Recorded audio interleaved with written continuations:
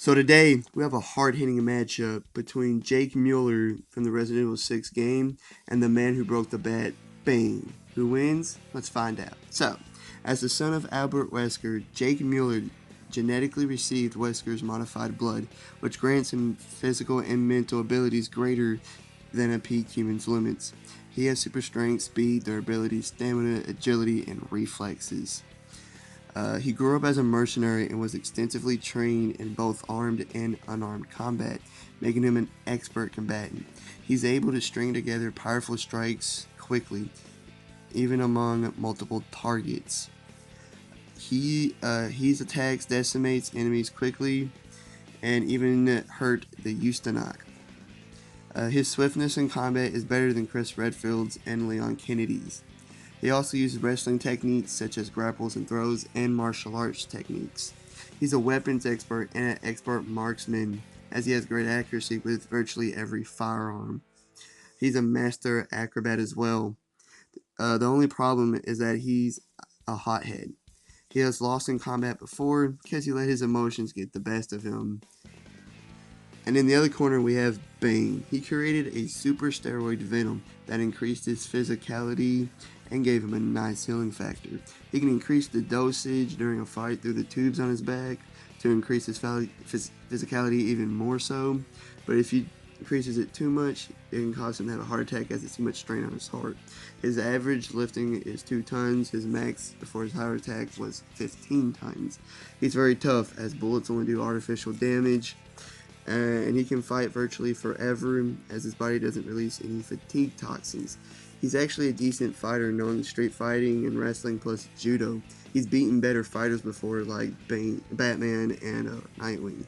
He's actually very smart as he created the Venom and he found out Batman was Bruce Wayne with little evidence in under a year. He's known as the man who broke the bat because he's the one who actually killed Batman by breaking his back. He's not just a dumb brute as he looks to be, as he actually is a decent fighter and he's actually relatively smart. So this would be one very hard-hitting fight that could go either way, honestly. So I'd say Bane is slightly stronger and more durable, while Jake is faster and more agile. And Jake is strong and tough enough to hang with Bane. But as the fight progresses, Bane will increase his dosage, making him bigger, stronger, and more durable. So, who's the better fighter? Well, I have to say Jake.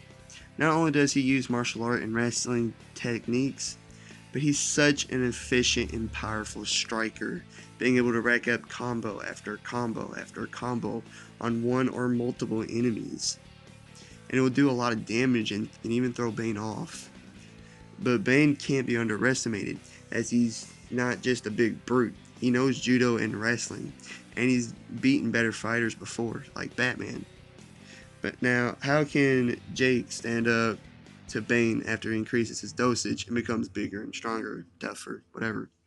Well, it's simple. All Jake needs to do is stick to what he knows best, and that's hand-to-hand combat. Sounds crazy, I know, but hear me out. He's used to fighting bigger foes in a hand-to-hand fight, like the Ustanok, and he could take Bane down the exact same way. But Bane is arguably physically better than the Ustanok, and he's even smarter. Wait. Hold that thought. Here's the thing with that. Yes, Bane is a genius, but every time he ups his dosage to above his normal limit or amount, he seems to stop thinking and act more like an in-range brute. So, after a long, brutal, hard-hitting fight, I believe Jake Muller would win. Like and subscribe, all the great stuff. See you on the next one. Peace.